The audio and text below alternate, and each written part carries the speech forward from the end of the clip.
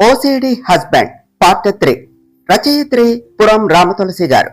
స్నేహకి call రావటంతో అక్క ఇప్పుడే వస్తాను అని బయటకు వెళ్ళింది. దానితో రూమ్ లో ధాత్రి ఒక్కటే ఉన్నది. అది చూసిన అక్కడే ఉన్న రౌడీ మరో రౌడీకి కాల్ చేశాడు. కానీ అతను ఫోన్ లిఫ్ట్ చేయకపోవటంతో అతని కోసం వెతుక్కుంటూ వెళ్ళాడు. ఇంతలో ధాత్రి వాష్రూమ్ కు వెళ్ళింది.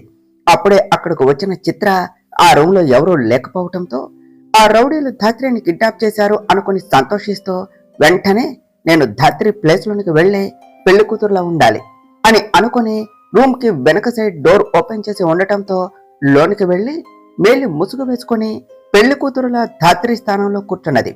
మొత్తానికి ఈ ప్లాన్ సక్సెస్ అయినట్టే. ఇక భావన మెడలో తాళి కడితే చాలు నేను అనుకున్నది జరిగిపోతుంది అని రిలాక్స్ అవుతూ ప్లాన్ సక్సెస్ అయింది అని అత్తకు చెప్పాలి అని అనుకుని చంద్రికకు కాల్ చేసింది.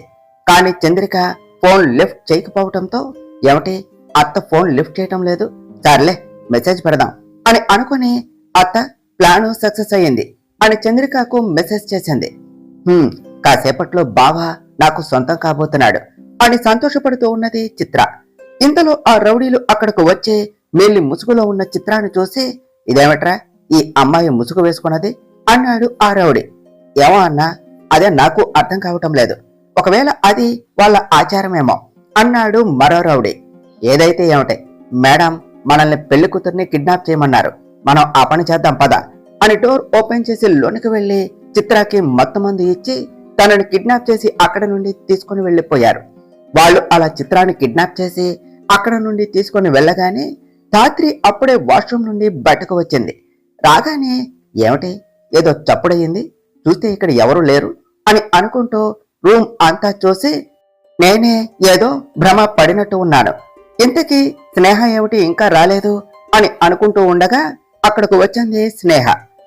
అక్క ఇదిగో అమ్మ నీకు ఈ మెల్లి ముసుగు వేసుకోమని ఇచ్చింది అని అంటూ మెల్లి ముసుగును ఇచ్చింది స్నేహ. సరే అని ధాత్రి ఆ మెల్లి ముసుగు తీసుకుని వేసుకున్నది. ఇటు ఈశ్వర్ని రెడీ చేస్తూ ఉన్న వినోద్ ఏదో విషయం గుర్తుకు చేసుకుని వెంటనే నాకు అర్జెంట్ పని ఉన్నది, నేను ఇప్పుడే వస్తా అని అక్కడ నుండి బయటకు వెళ్ళాడు. ఈశ్వర్ వెళుతూ ఉన్న వినోద్ వైపు చూస్తూ ఉన్నాడు. నాన్న పంతులు గారు పిలుస్తున్నారు, పద వెళదాం అన్నది భార్గవి. సరే అమ్మా అని భార్గవితో కలిసి మండపానికి వెళ్ళాడు ఈశ్వర్. ఇటు బయటకు వచ్చిన వినోద్ చిత్ర పెళ్లి కూతురు రూమ్ లోనికి వెళ్లి మేలి ముసుగు వేసుకున్నది, రౌడీలు వచ్చి తనని కిడ్నాప్ చేసినది, తర్వాత ధాత్రి అక్కడకు వచ్చినది అంతా దూరం నుండి గమనిస్తూనే ఉన్నాడు. వెంటనే అక్కడి నుండి ఆ రౌడీలను ఫాలో అవుతూ వాళ్ల వెనకే వెళ్ళాడు. మండపంలోనికి వచ్చిన ఈశ్వర్ చేత పంతులు గారు పూజ చేయిస్తూ ఉన్నారు. ఈశ్వర్ ఆ పూజ చేస్తూనే ధాత్రి ఎప్పుడు వస్తుందా, ఆమెకు అతడు ఎప్పుడు తాళి కట్టి ఆమె కళ్ళల్లో బాధను చూడాలా అని ఆత్రంగా వెయిట్ చేస్తూ ఉన్నాడు. ఇంతలో పంతులు గారు అమ్మ పెళ్లి కూతురుని తీసుకుని రండి అని చెప్పారు. వేదవతి అర్చన వెళ్లి ధాత్రిని తీసుకుని వచ్చారు. వస్తూ ఉన్న ధాత్రి వైపు తల తిప్పి చూసిన ఈశ్వర్ తను మేలి ముసుగులో ఉండటంతో తన మొహం కనిపించక ఛ తాళి కట్టాక దీని కళ్ళల్లో బాధను చూద్దాము అంటే ఈ ముసుగు ఏమిటి అడ్డంగా అని డిసప్పాయింట్ అయ్యాడు. ఇంతలో ధాత్రి వచ్చి ఈశ్వర్ పక్కన కూర్చున్నది. దానితో ఈశ్వర్ తన చూపు తిప్పుకున్నాడు. ఇటు పంతులు గారు పెళ్లి మంత్రాలు చదువుతూ వధూవరులతో పూజ జరిపించారు. జానకి రామయ్య గారి ఫ్యామిలీ, కృష్ణమరాజు గారి ఫ్యామిలీ ఆ పెళ్లిని కన్ను ఆర్పకుండా చూస్తూ ఉన్నారు. తన ఫోన్ చెక్ చేసుకున్న చంద్రిక చిత్ర ప్లాన్ సక్సెస్ అయింది అని మెసేజ్ పెట్టడం, అలాగే ఆ రౌడీలు కూడా పెళ్లి కూతురును కిడ్నాప్ చేశారు అని చెప్పడంతో పీఠలపై ఉన్నది చిత్రాన్ని అనుకుని హ్యాపీగా ఫీల్ అవుతూ పెళ్లిని చూస్తూ ఉన్నది. ఇంతలో పెళ్లి ముహూర్తం రానే వచ్చింది. బాబు ఈ మంగళసూత్రాన్ని పెళ్లి కూతురు మెడలో కట్టు నాయనా అని చెప్పారు పంతులు గారు. దానితో ఈశ్వర్ మంగళసూత్రాన్ని తీసుకుని పైకి లేచి ధాత్రి ఇక నీకు నాతో ఎలా ఉంటుందో చూపిస్తా అని అనుకుంటూ ఆమె మెడలో తాళి కట్టాడు. ధాత్రి తన మెడలో ఈశ్వర్ కట్టిన మంగళసూత్రం వైపు చూస్తూ దాన్ని తన కళ్లకు అతుకున్నది. అది చూసిన ఈశ్వర్ ధాత్రి వైపు ఆశ్చర్యముగా చూశాడు. ఇటు ఆ రెండు కుటుంబాలు వారిపై అక్షంతలు వేసి ఆశీర్వదించారు. అమ్మా అత్తగారు వచ్చి పెళ్లి కూతురు మేలి ముసుగును తొలగించండి అని చెప్పారు పంతులు గారు. దానితో భార్గవి పెళ్లి కూతురు మేలి ముసుగు తీయటానికి వెళ్ళింది. అదంతా చూస్తూ ఉన్న చంద్రిక నవ్వుతూ ఇప్పుడు అందరూ పెళ్లి కూతురు ప్లేస్ లో చిత్రాన్ని చూసి షాక్ అయిపోతారు. మొత్తానికి చిత్ర కోరుకున్నట్టే ఈశ్వర్కు తనకు పెళ్లి జరిగిపోయింది. ఇప్పుడు అది ఎంత ఆనందంగా ఉన్నదో ముసుగు తీశాక చూడాలి అని అనుకుంటూ పీటలపై కూర్చుని ఉన్న పెళ్లికూతురు వైపు చూస్తూ ఉన్నది. ఇంతలో భార్గవి పెళ్లికూతురు మొహంపై ఉన్న మేలి ముసుగును తీసింది.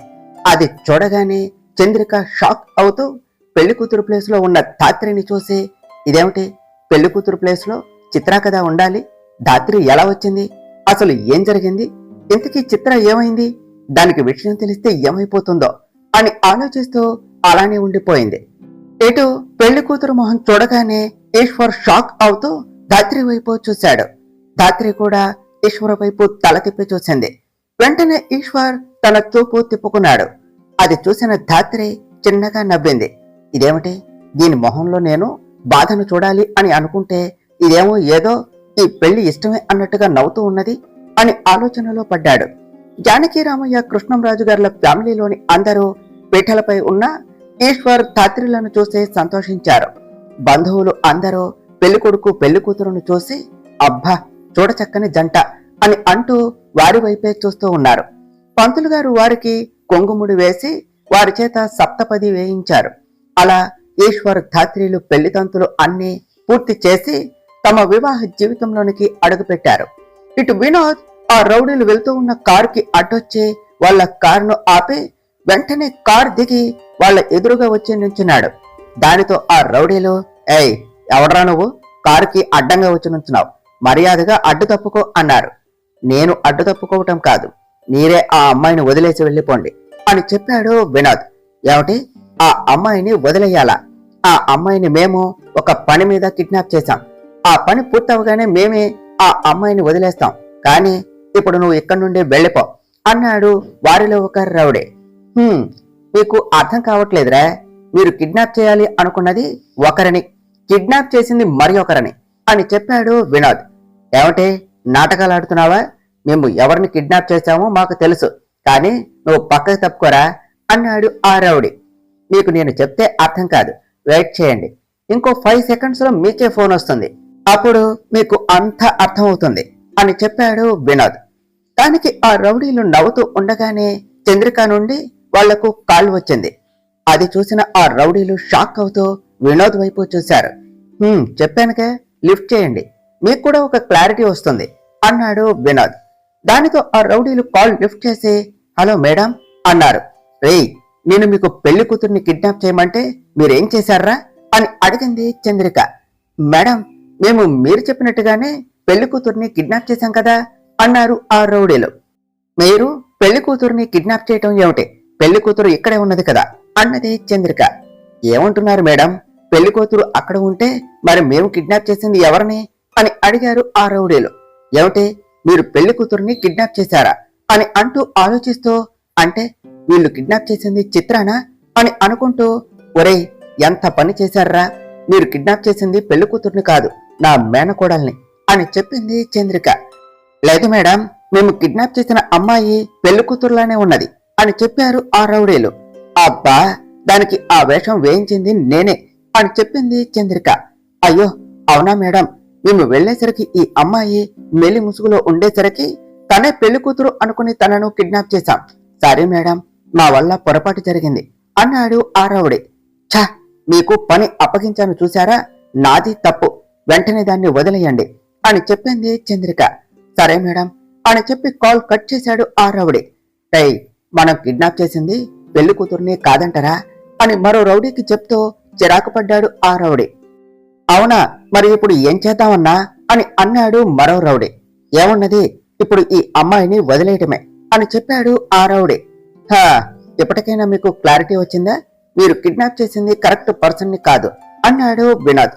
సారీ సార్, మేము కన్ఫ్యూజ్ అయ్యి ఎవరినో కిడ్నాప్ చేయబోయి ఈ అమ్మాయిని కిడ్నాప్ చేశాం అని చెప్పి చిత్రాన్ని వినోద్ కు అప్పగించి అక్కడి నుండి వెళ్లిపోయారు ఆ రౌడీలు. దానితో వినోద్ చిత్రాన్ని తన కారులో కూర్చోబెట్టి తన మొహంపై నీళ్లు చల్లి చిత్రాన్ని స్పృహలోనికి తీసుకుని వచ్చాడు. స్పృహలోనికి వచ్చిన చిత్ర చుట్టూ చూసి, నేను ఎక్కడ ఉన్నాను అని అంటూ పైకి లేచి తన ఎదురుగా ఉన్న వినోద్ను చూసి, వినోద్ నేను ఇక్కడ ఉన్నానేమిటి, పెళ్లి మండపంలో కదా ఉండాలి అని అడిగింది. లేదు, నిన్ను రౌడీలు కిడ్నాప్ చేశారు అని చెప్పాడు వినోద్. అది వినగానే చిత్ర షాక్ అవుతూ, అదేమిటి, రౌడీలు కిడ్నాప్ చేయవలసింది ధాత్రిని కదా, నన్ను కిడ్నాప్ చేయటం ఏమిటి? నేను ఇక్కడ ఉన్నాను అంటే మండపంలో ఉన్నది ధాత్రినా?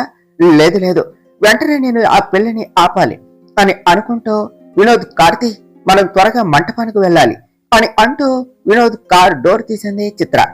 నువ్వు ఇప్పుడు అక్కడకు వెళ్ళినా ఏమీ చేయలేవు చిత్ర, ఆల్రెడీ ఈశ్వర్ ధాత్రిలకు పెళ్ళైపోయింది అని చెప్పాడు వినోద్. అది విన్న చిత్ర షాక్ అవుతూ, ఏమంటున్నావు వినోద్, బావకి ధాత్రికి పెళ్ళైపోయిందా అని అడిగింది. అవును చిత్ర, వాళ్లకు పెళ్లి అయిపోయింది అని చెప్పాడు వినోద్. అది విన్న చిత్ర బాధతో అక్కడే కుప్పకూలిపోయింది. ఆ వెంటనే లేదు లేదు, బావలేని లైఫ్ నాకు వద్దు అని అంటూ పిచ్చిదానిలా అక్కడి నుండి రోడ్డు మీదకు పరిగెత్తింది. వినోద్ భయపడి ఆగు చిత్ర అని అంటూ తన వెనుకే వెళ్ళాడు. అయినా చిత్ర వినోద్ మాట వినకుండా వచ్చే వెహికల్స్ కు ఎదురు వెళుతూ ఉన్నది. దానితో వినోద్ చిత్రను పక్కకు లాగి తన చెంపపై గట్టిగా కొట్టాడు.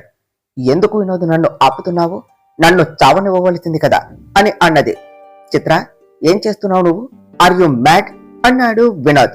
ఎస్, నాకు పిచ్చే, ఈశ్వర్ బావ అంటే పిచ్చి, తనంటే నాకు పిచ్చి ప్రేమ. నీకు తెలుసు కదా నేను బావని ఎంతలా ప్రేమిస్తున్నానో. బావ కోసం నా అలవాట్లు అన్ని మార్చుకున్నాను. అతని ప్రేమ కోసం ఎదురు చూసి చూసి ఒకరోజు నేనే బావా నాకు నువ్వంటే ఇష్టం అని చెప్పాను. కానీ బావ నా ప్రేమను అర్థం చేసుకోలేదు. తనకి నా మీద అలాంటి ఉద్దేశం లేదు అని చెప్పాడు. అయినా బావ నా ప్రేమను ఏదో ఒక రోజు అర్థం చేసుకుంటాడు అని ఎదురు చూస్తూ ఉంటే ఇంట్లో వాళ్ళు బావకి ధాత్రిని ఇచ్చి పెళ్లి చేయాలి అని అనుకున్నారు. నువ్వు చెప్పు, ఆ ధాత్రి బావకు సరియైన అమ్మాయా? బావకు ప్రతిదీ నీట్ గా క్లీన్ గా పర్ఫెక్ట్ గా ఉండాలి. కానీ ఆ ధాత్రి బావకి పూర్తిగా వ్యతిరేకంగా ఉంటుంది. అలాంటి దాన్ని బావకు ఇచ్చి పెళ్లి చేయాలి అని అసలు వాళ్ళు అందరూ ఎలా అనుకున్నారు? ఏం బావని నేను ఆఫీసులోను ఇంట్లోనూ ఎంత బాగా చూసుకుంటున్నాను, అలాంటిది నాకు బావకు పెళ్లి చేయాలి అని ఇంట్లో వాళ్ళు ఎందుకు అనుకోలేదు, ఎందుకు అని బాధపడుతూ ఉన్నదే చిత్ర. చూడు చిత్ర, జీవితంలో ప్రతిదీ మనం అనుకున్నట్టే జరగదు. నువ్వు ఈశ్వర్ని ప్రేమించావు, వాడి కోసం నువ్వు ఎలాగైనా మారచ్చు. కానీ నీకు వాడి మీద ఎలాంటి ఫీలింగ్స్ అయితే పుట్టాయో అవే ఫీలింగ్స్ వాడికి ఉండాలి కదా. అయినా ధాత్రికి వాడికి రాసిపెట్టి ఉన్నది. అందుకనే నువ్వు ఎన్ని ప్రయత్నాలు చేసినా వాళ్ళ పెళ్లిని ఆపలేకపోయావు అన్నాడు వినోద్. అది విన్న చిత్ర వినోద్ వైపు ఆశ్చర్యముగా చూసింది. ఏంటి, నువ్వు పెళ్లి ఆపటానికి ప్రయత్నం చేశావు అని నాకు ఎలా తెలుసు అనే? నువ్వు మీ అత్తతో కలిసి ఉదయం మాట్లాడుకున్నదంతా నేను విన్నాను అని చెప్పాడు వినోద్. చిత్ర షాక్ అవుతూ వినోద్ వైపే చూస్తూ ఉన్నది. విని కూడా నేను విననట్టు ఎందుకు ఉన్నానో తెలుసా? నీ ప్రేమ నిజమై నీకు ఈశ్వర్కు రాసిపెట్టి ఉంటే అలాగే జరుగుతుంది అని ఊరుకున్నాను. కానీ అది జరగలేదు అంటే దాని అర్థం ఏమిటి? నీకు వాడికి రాసిపెట్టి లేదు అనే కదా. చూడు, ఇప్పటికైనా అర్థం చేసుకో, ధాత్రినే ఈశ్వర్కు తగిన అమ్మాయి అని ముందే రాసి ఉన్నది అని. సో నువ్వు ఇక వాడిని మర్చిపోవటానికి ట్రై చేయి, కొత్త జీవితాన్ని మొదలుపెట్టు. ఖచ్చితంగా నిన్ను ప్రేమించేవాడు కూడా ఎవరో ఒకరు ఉండి ఉంటారు అని చెప్పాడు వినోద్. చిత్ర వ్యంగ్యంగా నవ్వుతో, ఏమిటి, బావను మర్చిపోవాలా? నీకేం తెలుసు బావను నేను ఎంతగా ప్రేమించానో? ప్రేమించిన వాళ్ళు దక్కకపోతే ఆ బాధ ఎలా ఉంటుందో నీకేం తెలుసు? అవునులే, నువ్వు ఎవరినైనా ప్రేమిస్తేనే కదా. అవును, ఏమిటి ఏమన్నావు? ధాత్రి బావకు సరి అయిన అమ్మాయా? అది నేను చూస్తాను. ధాత్రి బావకు సరైనది కాదు అని నేను నిరూపిస్తాను అని చెప్పి అక్కడి నుండి వెళుతూ ఉన్నదే చిత్ర. వినోద్ వెళ్తూ ఉన్న చిత్ర వైపే చూస్తూ, ప్రేమించిన వాళ్ళు దక్కకపోతే ఆ బాధ ఎలా ఉంటుందో నాకు తెలియదా అని వెటకారంగా నవ్వుతూ, నాకు తెలుసు చిత్ర, ఆ బాధ ఎలా ఉంటుందో. దాన్ని నేను యాక్సెప్ట్ చేశాను. ముందు ముందు నువ్వు కూడా యాక్సెప్ట్ చేస్తావు అని అనుకుని చిత్ర వెనకాలే వెళ్లి ఆమెను ఆపి, ఆగు చిత్ర, ఎక్కడికి వెళుతున్నావు అని అడిగాడు. ఇంకెక్కడికి, ఇంటికి వెళుతున్నా అని కోపంగా చెప్పింది చిత్ర. ఏమిటి, ఈ గెటప్ లోనే ఇంటికి వెళతావా అన్నాడు వినోద్. దానితో చిత్ర తన పెళ్లి కూతురు వేషంలో ఉన్నది అని అర్థం చేసుకుని తనను ఇంట్లో వాళ్ళు చూస్తే ప్రమాదము అని ఆలోచించి అక్కడే ఆగిపోయింది. అది చూసిన వినోద్ చిన్నగా నవ్వే, పద ముందు నువ్వు ఈ డ్రెస్ చేంజ్ చేసుకుందువు గాని, తర్వాత నేనే నిన్ను ఇంటి దగ్గర డ్రాప్ చేస్తా అని చెప్పాడు. చిత్ర వినోద్ కారు ఎక్కి అక్కడి నుండి వెళ్ళింది. ఇటు పెళ్లి తంతులు అన్ని పూర్తి చేసుకున్న ఈశ్వర్ ధాత్రేలు పెద్దల ఆశీర్వాదం తీసుకున్నారు. వెంటనే అప్పగింతల కార్యక్రమం పూర్తి చేసి ధాత్రిని తమ ఇంటికి తీసుకుని వెళ్ళటానికి కృష్ణంరాజు గారి ఫ్యామిలీ ముందుకు కదిలారు. కానీ ధాత్రి బాధపడుతూ వెనక్కు వచ్చి తన నాన్నమ్మ, తాతయ్య, అమ్మ, నాన్న, పిన్ని, బాబాయ్, చెల్లిని పట్టుకొని గట్టిగా ఏడుస్తూ ఉన్నది. వాళ్ళు కూడా ఎప్పుడూ నవ్వుతూ చలాకీగా ఇంట్లో అల్లరి చేసే ధాత్రి ఇక తమకు దూరంగా అత్తారింటికి వెళ్ళబోతుంది అని బాధపడ్డారు. రే రాము, మనవరాలకి ధైర్యం చెప్పవలసిన సమయంలో నువ్వు కూడా ఇలా బాధపడితే ఎలా చెప్పు అన్నారు కృష్ణమరాజు గారు. నువ్వు ఊరుకోరా, మా ఇంటి నుంచి 2 ఆడపిల్లల్ని తీసుకుని వెళ్ళిపోయావు. నీకే బాగానే ఉంటావు. నువ్వు కూడా ఇలా ఆడపిల్లని అత్తారింటికి పంపితే తెలిసేది ఆ బాధ ఎలా ఉంటుందో అన్నారు రామయ్య గారు. ఇప్పుడు నాకు ఆ బాధ తెలియటం కోసం నన్ను కూతుర్ని కనమంటావా ఏమిటి అన్నారు కృష్ణంరాజు గారు. దానితో అందరూ గట్టిగా నవ్వారు. సరేరా కృష్ణ, నా మనవరాల్ని జాగ్రత్తగా చూసుకో. అది అల్లరి పిల్ల. తెలియక ఏదైనా అల్లరి పని చేస్తే చూసి చూడనట్టు ఉండు. ఏదైనా తప్పు చేస్తే దానికి అర్థమయ్యేలా చెప్పండి. అదే అర్థం చేసుకుంటుంది. ఇదిగో ఈశ్వర్, నా మనవరాల్ని ఏమైనా ఇబ్బంది పెడితే ఇదిగో నా చేతిలో ఉన్న ఈ కర్రతో నీ వీపి విమానం మోత మోగిస్తాను, జాగ్రత్త అన్నారు రామయ్య గారు. సరే తాతయ్య అని పైకి చెప్పి మనసులో మాత్రం సరే తాతయ్య, నీ మనవరాలకు బుద్ధి చెప్పటానికి తనని ఖచ్చితంగా బాధ పెడతాను అని మనసులోనే అనుకుంటూ చిన్నగా నవ్వాడు ఈశ్వర్. ఇటు వేదవతి, భార్గవి దగ్గరకు వచ్చి, భార్గవి, నీకు ధాత్రి గురించి అన్నీ తెలుసు. నా కూతుర్ని మీ చేతుల్లో పెడుతున్నాను. ఇక నుంచి ఇది నీ కూతురు. దాని మంచి చెడులు అన్నీ నువ్వే దగ్గర ఉండి చూసుకో. వంట వార్పు అన్నీ నువ్వే దగ్గర ఉండి నేర్పించు.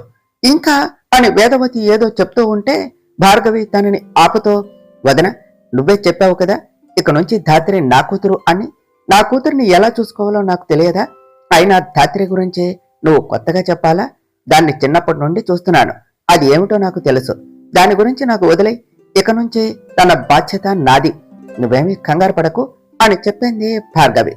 అలాగే భార్గవి, నాకు దాని విషయంలో ఇంకేమీ భయం లేదు అని భార్గవితో చెప్పి, అమ్మా ధాత్రి, జాగ్రత్త, ఇంట్లో పెద్దవాళ్ళ మాట విను.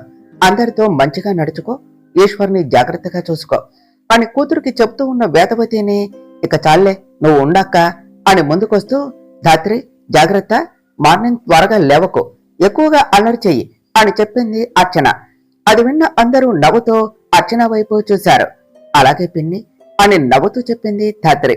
ఇంతలో మోహన్ మనోజ్ ముందుకు వచ్చి ధాత్రి వైపు ప్రేమగా చూసి కళ్ళల్లో నీళ్లు తెచ్చుకున్నారు. సరే, ఇక వెళదామా అని అన్నారు కృష్ణంరాజు గారు. సరే అని అందరూ వెళుతూ ఉండగా ధాత్రి కళ్ళు ఎవరినో వెతుకుతూ ఉన్నాయి. అది గమనించిన అర్చన, ఏమైనది ధాత్రి, ఏమైనా మర్చిపోయావా అని అడిగింది.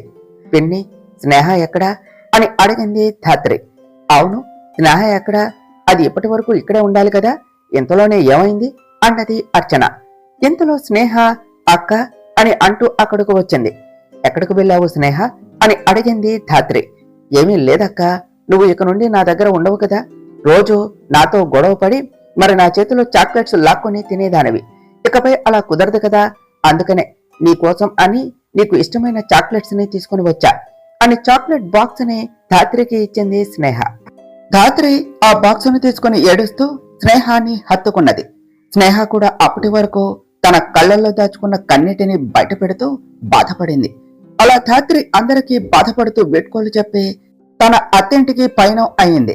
కారు ఎక్కి అక్కడి నుండి అత్తింటికి వెళుతూ ఉన్న ధాత్రిని బాధగా చూస్తూ వీడ్కోలు చెప్పారు జానకి, రామయ్య గారి ఫ్యామిలీలోని అందరూ. కారులో వెళ్తూ ఉన్న ధాత్రి ఇంకా ఏడుస్తూనే ఉన్నది. ఏడుస్తూ ఉన్న ధాత్రి వైపు చూసి కూడా చూడనట్టు ఉన్నాడు ఈశ్వర్. అది గమనించిన భార్గవి, ధాత్రి అలా ఏడవకమ్మా, చూడు, నీకు ఎప్పుడు కావాలంటే అప్పుడు మీ అమ్మ వాళ్ళ ఇంటికి వెళ్ళవచ్చు. ఈశ్వరి నిన్ను దగ్గరుండి తీసుకుని వెళ్తాడు, సరేనా? ఇక బాధపడకు అని చెప్పారు. అయ్యో అమ్మా, ఈ ధాత్రి ఏడుస్తున్నది వాళ్ళ పుట్టింటి వాళ్ళు గుర్తుకు వచ్చి కాదు, నన్ను పెళ్లి చేసుకున్నందుకు ఏడుస్తున్నట్టున్నది. ఈ విషయం తెలియక నువ్వు తనని ఓదారుస్తున్నావు అని మనసులోనే అనుకుంటూ అక్కడ జరిగేది ఏది తనకు పట్టనట్టు కారులో నుండి బయటకు చూస్తూ ఉన్నాడు ఈశ్వర్. ఇంతలో కృష్ణమరాజు గారి నిలయం రానే వచ్చింది. దానితో అందరూ కారు దిగి లోనికి వచ్చారు. లోపలికి వస్తూ ఉన్న ధాత్రి ఈశ్వర్లను, ఆగండి, హారతి ఇవ్వకుండా మీరు లోనికి వెళ్ళకూడదు, మీరు ఇక్కడే ఉండండి అని లోపలికి వెళ్లి హారతి పళ్ళను తీసుకుని గుమ్మం దగ్గరకు వచ్చింది భార్గవి. వాళ్లకు హారతి ఇచ్చి ఆ పళ్ళాన్ని పని మనిషికి ఇచ్చి, కుడికాలు ముందు పెట్టి రా అమ్మా అని చెప్పింది భార్గవి. దానితో ఈశ్వర్ ధాత్రి లోపలికి వస్తూ ఉండగా, ఆగండి, అప్పుడే ఎలా వాళ్ళని లోనికి రానిస్తావు పెద్దమ్మ, వాళ్ళు ఇంకా ఒకరి పేరు ఒకరు చెప్పలేదు కదా అన్నాడు గౌతమ్. నిజమేరా, హడావిడిలో ఆ విషయమే మర్చిపోయాను. ధాత్రి, ఈశ్వర్, మీరు ఇద్దరు ఒకరి పేరు ఒకరు చెప్పాకనే ఇంట్లోనికి అడుగు పెట్టాలి అని చెప్పింది భార్గవి. ఈశ్వర్ చిరాగ్గా, అమ్మా, ఇప్పుడు ఇవన్నీ అవసరమా అన్నాడు. అవును నాన్న, ఇది ఆచారం. నీ భార్య పేరు చెప్పి రానన్నా అన్నారు భార్గవి. ఇప్పుడు నేను తన పేరు చెప్పిన తర్వాత తను కూడా తన భర్త పేరు చెప్పాలి కదా. నన్ను పెళ్లి చేసుకోవటమే ఇష్టం లేదు అన్నది కదా. ఇప్పుడు నేనే తన భర్త అని అందరి ముందు చెప్పవలసి వస్తుంది. దేనికి? ఇది ఇప్పటి నుండే ప్రతి క్షణం నచ్చని నాతోనే బ్రతుకుతుంది అని మనసులోనే అనుకుని నవ్వుకుంటూ పైకి మాత్రం నేను ధాత్రి వచ్చాం అని చెప్పాడు ఈశ్వర్. అన్నయ్య, బుధన్ పేరు చెప్పమంటే మరీ అంత నీరసంగా చెప్తావేమిట్రా అన్నాడు గౌతమ్. ఈశ్వర్ గౌతమ్ వైపు ఒక సీరియస్ లుక్ ఇచ్చి, ఏదైతే ఏమిటే చెప్పాను కదా అన్నాడు. దానితో గౌతమ్ కామైపోయాడు. సర్లేరా, ఏదో ఒకలాగా చెప్పాడు కదా, వదిలే అని గౌతమ్తో చెప్పి, అమ్మా ధాత్రి, ఇప్పుడు నువ్వు చెప్పు అన్నారు భార్గవి. దానికి ధాత్రి సిగ్గుపడుతూ, నేను మా వారు వచ్చాం అని చెప్పింది. అది విన్న అందరూ నవ్వుతూ, ఏమిటి, మీ వారికి పేరు లేదా అని అడిగారు. ఇటు ఈశ్వర్ కూడా, అమ్మగారికి నా పేరు చెప్పటం కూడా అంత కష్టంగా ఉన్నట్టుంది అని అనుకున్నాడు. త్వరగా చెప్పమ్మా అన్నారు భార్గవి. దానితో ధాత్రి సిగ్గుపడుతూనే, నేను ఈశ్వరు కలిసి వచ్చాం, మమ్మల్ని లోనికి రానివ్వండి అని చెప్పింది. అది విన్న ఈశ్వర్, నీకు ఇష్టం లేని నా పేరు నీ నోటి నుండి వింటూ ఉంటే ఎంత సంతోషంగా ఉండదో అని మనసులోనే అనుకుని చిన్నగా నవ్వుకున్నాడు. భార్గవి నవ్వుతూ, సరే లోపలికి రండి అన్నది. ధాత్రి భర్తతో కలిసి ఇంట్లో కుడికాలు పెట్టి లోనికి వచ్చింది. లోపలికి వస్తూ ఉన్న ధాత్రిని, రామనవరాల, ఈ ఇంట్లోనికి కొత్త కోడలిగా అడుగు పెట్టబోతూ ఉన్న నీకు స్వాగతం అన్నారు కృష్ణమరాజు గారు. లోనికి వచ్చిన ధాత్రి కృష్ణమరాజు గారి కాళ్లకు నమస్కారం చేసింది. కృష్ణమరాజు గారు కూడా ధాత్రిని ఆశీర్వదించి తనని తన భార్య ఫోటో దగ్గరకు తీసుకుని వెళ్లి, అమ్మా ధాత్రి, తిను నా భార్య పద్మావతి, నువ్వు తన ఆశీర్వాదం కూడా తీసుకో అని చెప్పారు. అలాగే తాతయ్య అని ఆ ఫోటోకి దండం పెట్టుకున్నది ధాత్రి. ఈశ్వర్ కూడా తన నాన్నమ్మ ఫోటోకి నమస్కారం చేశాడు. చూడమ్మా ధాత్రి, ఇంటికి కోడలుగా వచ్చిన మీ అత్తయ్య ఈ ఇంటిని, ఇంట్లో మనుషులను చాలా జాగ్రత్తగా చూసుకున్నది. అలాగే తర్వాత కోడలుగా వచ్చిన చంద్రిక కూడా భార్గవితో కలిసి ఇంట్లో మంచిగా నడుచుకున్నది. ఇప్పుడు నీ వంతు వచ్చింది. ఈ తరంలో కోడలుగా అడుగుపెట్టిన నువ్వు ఈ ఇంటిని, ఇంట్లో మనుషుల్ని నీ వాళ్లుగా చూసుకొని అందరితో మంచిగా నడుచుకో అని చెప్పారు కృష్ణమరాజు గారు. సరే తాతయ్య అన్నది ధాత్రి. అమ్మ భార్గవి, అమ్మాయిని తీసుకుని వెళ్లి దేవుని ముందు దీపం పెట్టించు అని చెప్పారు కృష్ణమరాజు గారు.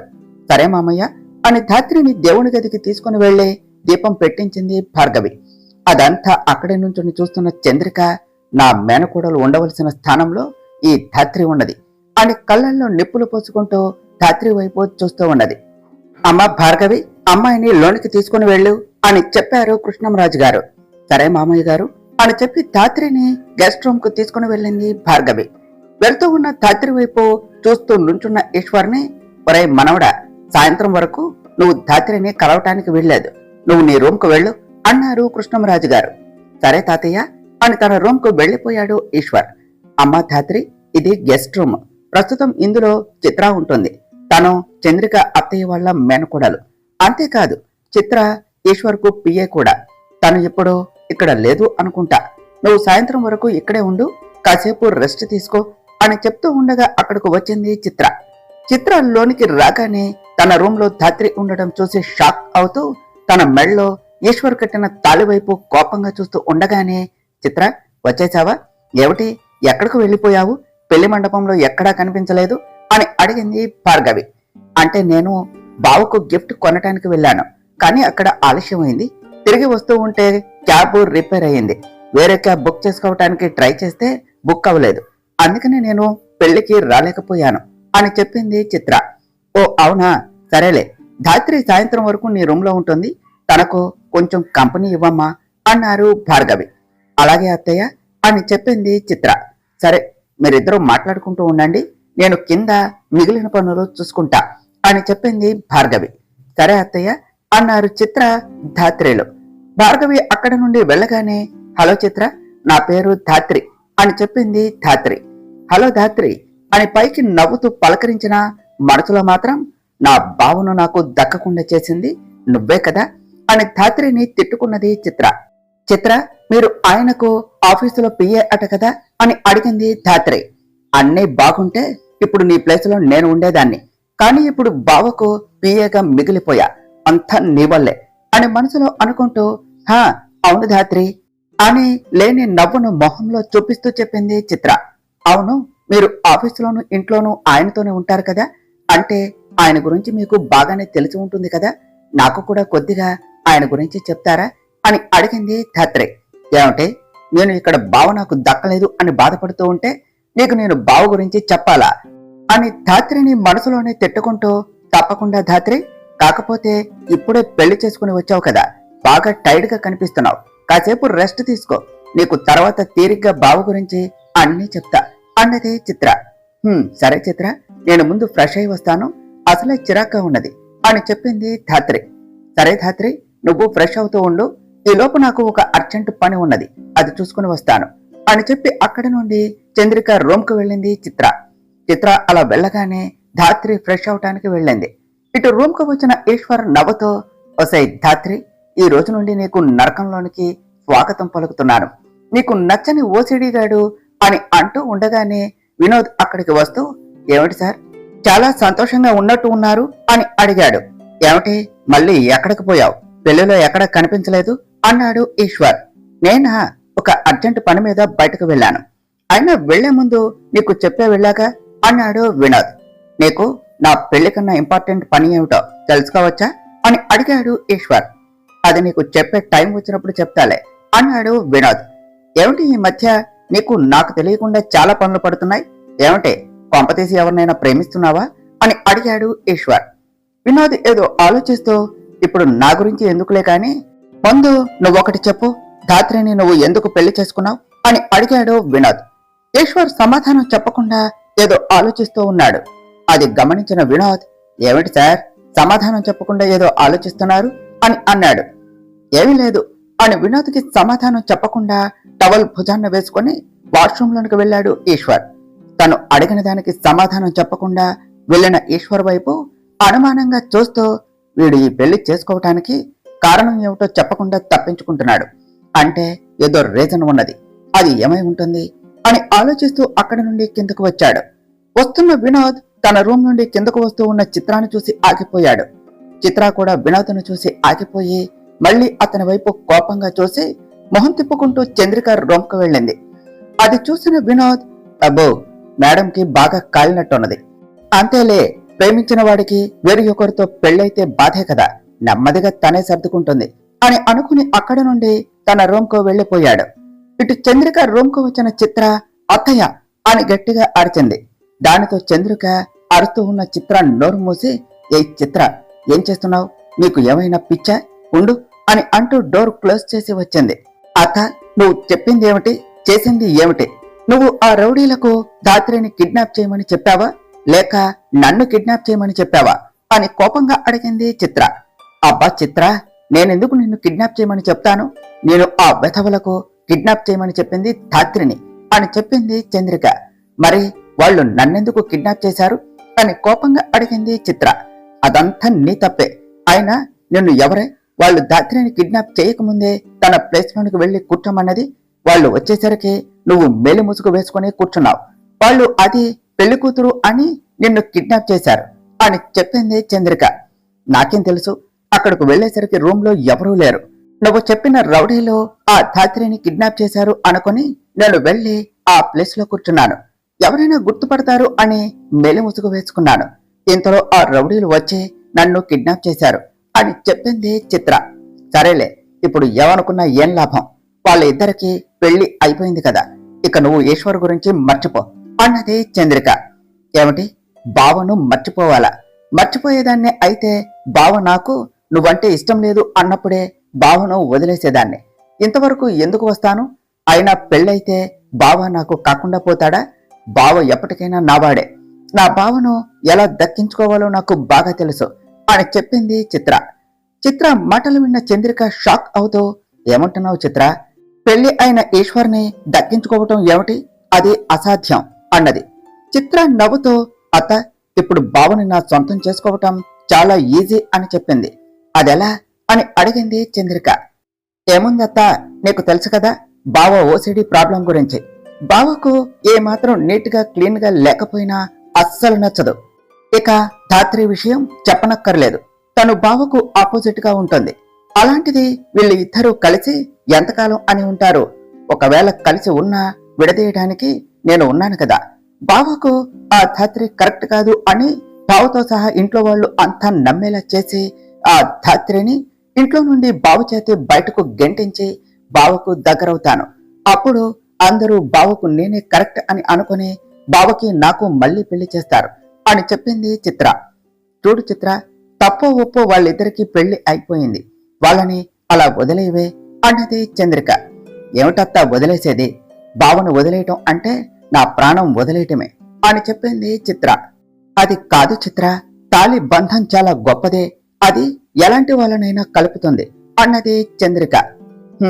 2 గంటల ముందు కట్టిన తాళి అంత గొప్పదైతే 2 ఏళ్ల నా ప్రేమ ఇంకెంత గొప్పది.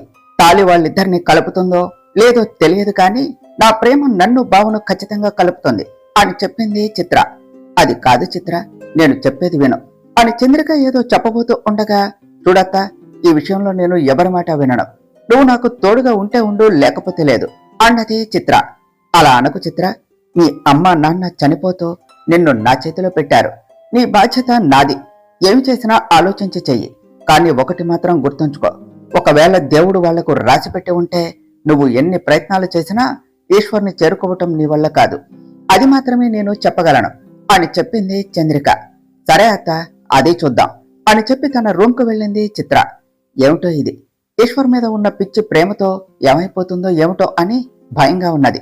భగవంతుడా, దీనికి నువ్వే తోడుగా ఉండు అని అనుకున్నది చంద్రిక. అలా సాయంత్రం అయ్యింది. భార్గవి ఈశ్వర్ను బయటకు రమ్మని ఆ రూమ్ ని అందంగా పూలతో డెకరేట్ చేసింది. ఈశ్వర్ లోపలకు వెళ్లేసరికి తన రూమ్ అంతా పూలతో డెకరేట్ చేసి ఉండటం చూసి, అమ్మా, ఏం చేస్తున్నావు? బెడ్ మీద ఆ పూలేమిటి? నీకు తెలుసు కదా నాకు స్ట్రాంగ్ స్మెల్స్ అంటే పడవు అని అన్నాడు. నాకు తెలుసు నాన్న, అందుకనే స్మెల్ లేని పూలతోనే డెకరేట్ చేస్తూ ఉన్నాను అని చెప్పింది భార్గవి. అయినా ఇప్పుడు ఈ డెకరేషన్ అంత అవసరమా అమ్మా అన్నాడు ఈశ్వర్. తరువాత ఏమి జరిగిందో నెక్స్ట్ పార్ట్లో తెలుసుకుందాం ఫ్రెండ్స్. డియర్ ఫ్రెండ్స్, మీకు గనక ఈ కథ నచ్చినట్లయితే మీ అభిప్రాయాలను కామెంట్ రూపంలో తెలియచేయండి. ఈ వీడియోను లైక్ చేయండి, షేర్ చేయండి. మా ఛానల్ను సబ్స్క్రైబ్ చేసుకోండి ఫ్రెండ్స్. Thank you.